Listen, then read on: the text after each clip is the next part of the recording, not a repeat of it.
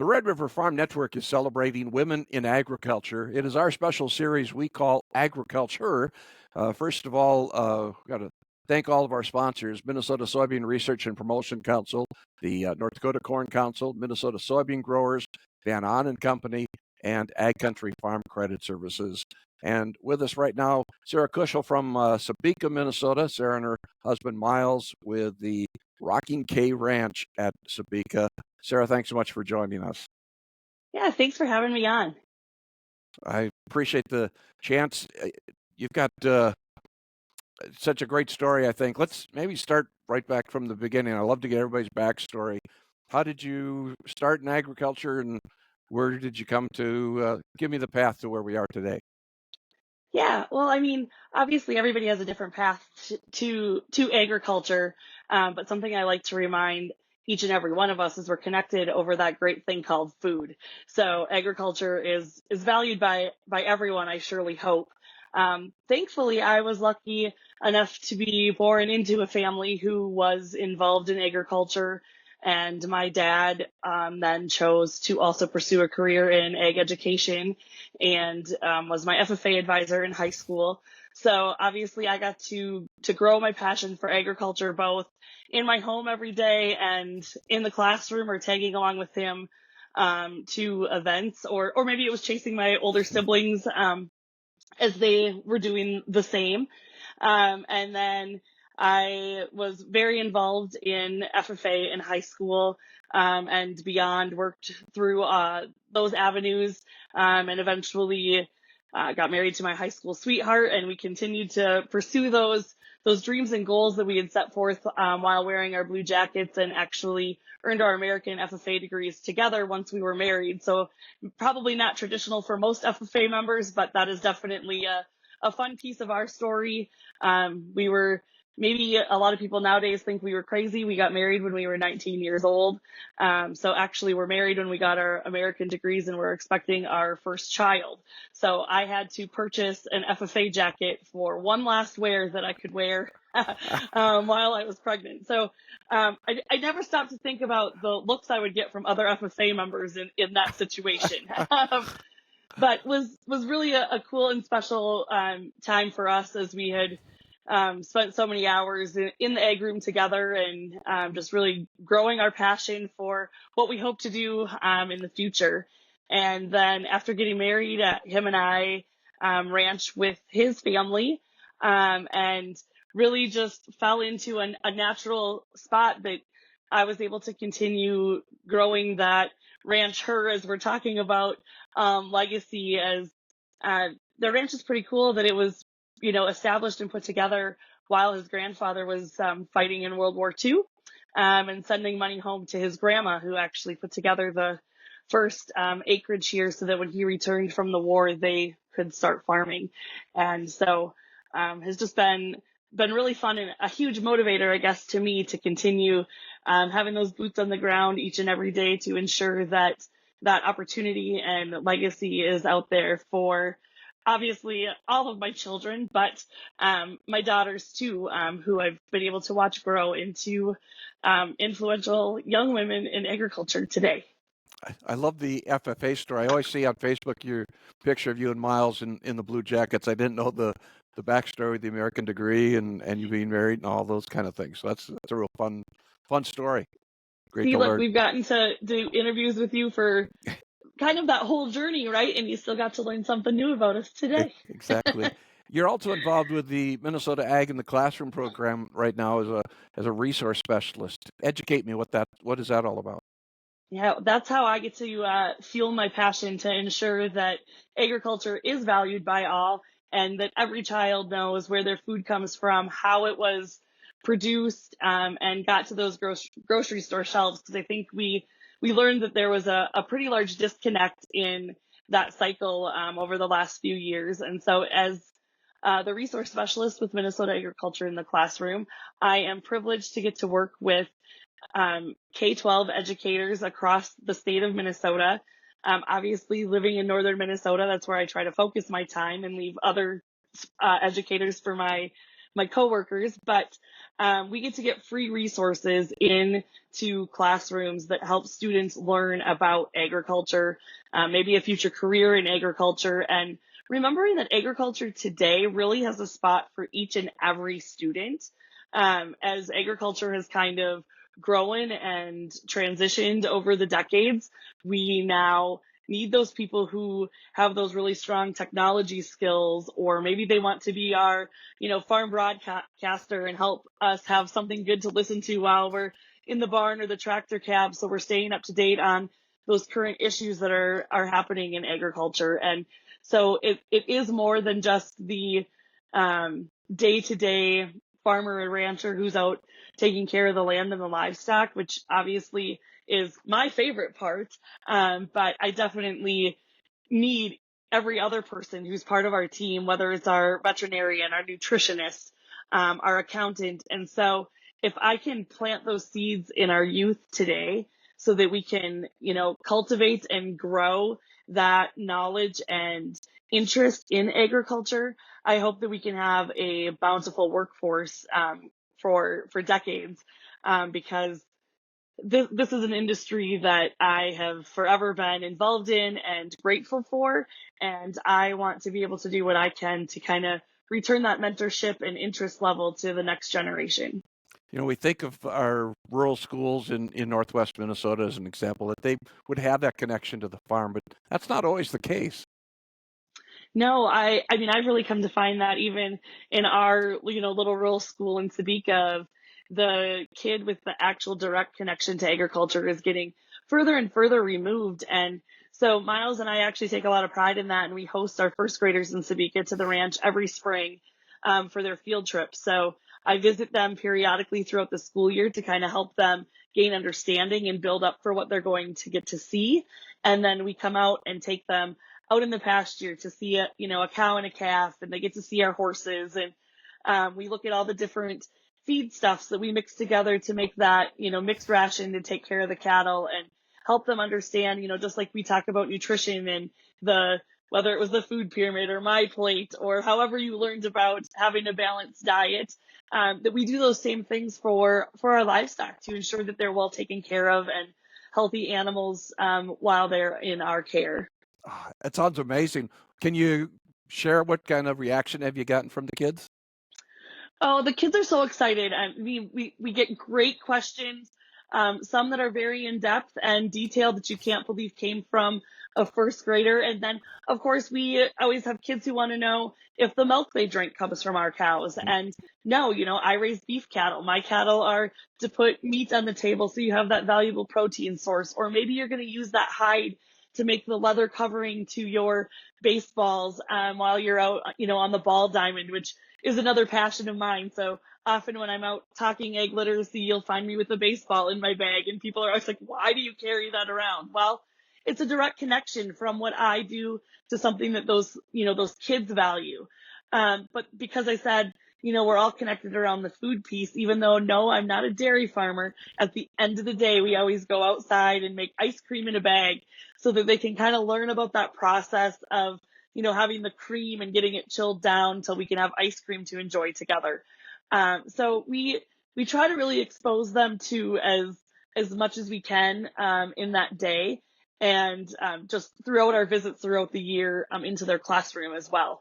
I actually stopped by to visit their teacher yesterday to look at our next visits coming up in March. I always go visit, and we talk about mamas and their babies, because that pairs perfectly with their science curriculum at the time. And obviously we're having baby calves in March, so it's just a really good fit.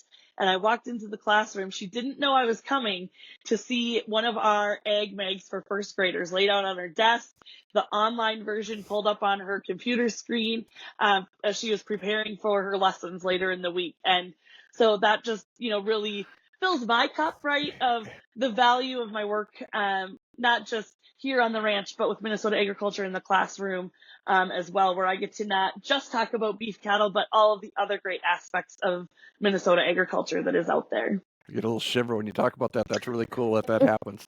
We probably first crossed paths through your involvement with the Farm Bureau, and particularly the Young Farmer and Rancher Committee. Explain that, what that was all about. Yes, actually, as mine and Miles' time in our blue corduroy jackets was coming to an end, we had a Farm Bureau leader in our county stop over and just asked if we would be willing to join Farm Bureau and come and see what it was about, as he really felt like that was the next avenue that we could continue to grow as leaders in agriculture. And so we decided that there was no way we could go from all of that involvement through, not just our FFA career, but 4-H and all of our other activities in high school to not having that network or family, as we often call it in Farm Bureau, to help support us as we were young, trying to navigate not just agriculture, but being a young couple, getting married and making all those decisions. And so we decided we would attend a meeting. So we went to our very first county Farm Bureau annual meeting and learned that this same county volunteer was actually going to be deployed to serve our country over in Iraq, which is something that we obviously support heavily with the background of our own families. And he asked Miles if he could nominate him to be the county Farm Bureau president. And Miles said, I don't know about Wow. that. Like, I'm just getting involved in the organization. Well, we didn't know at that time that not many people showed up to our county annual meeting, and Miles was officially elected the county Farm Bureau president. They had a great pie social, and there was 2 pies to get sent home with every household. So we left feeling like we just went to a family dinner and got to take home leftovers. And let me tell you, it was the best decision and invitation that we had. And so from that opportunity, we quickly were asked to apply for the Young Farmer and Rancher Committee, which we did, and were able to serve with other individuals and couples throughout the state of Minnesota who were going through some of those same journeys, talking about getting married, maybe starting a family, maybe it was farm transition and how we set ourselves up to successfully transition into, the partnerships or ownership of our family farm and ranch. And then that also provided us opportunities to participate in some additional contests, learn a little bit more about lobbying on behalf of agriculture and advocating in that aspect. And so, again, it just really grew our network and our support team and probably our passion for advocating for agriculture day in and day out. And then after our time on our state committee, we actually had the opportunity to apply and were selected to serve on the American Farm Bureau Young Farmer and Rancher Committee as well. So we got to, again, grow that network and then served with other individuals and couples from across the country and got to learn more about American agriculture as well and how we all need to work together and support each other, as there's, again, that space for everybody in agriculture. Obviously here in Minnesota, I'm not going to get to learn a lot about growing, cotton or tobacco, but I got to serve on a national committee with people who did just that. And so it was really awesome to be able to go see their operations and learn more about that, so that I can better speak on behalf of all of agriculture. And in return, I got to share my love for beef cattle. And another piece that I spend a lot of time talking about is the timber industry, because obviously living in northern Minnesota, that's something that I get to be very familiar with.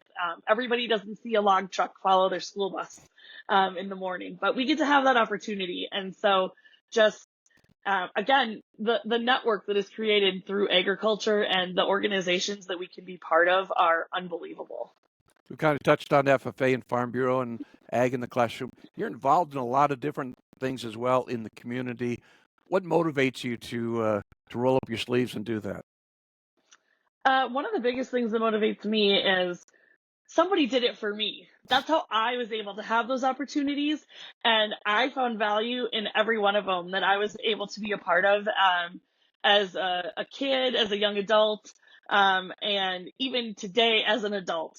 Being involved in the community is what makes your community thrive and grow. So you have a place to call home. And thankfully, I am from an area that people really bond together and do that. I mean, through a lot of this, people always say, see that I'm from Sebeka. That's where my address is.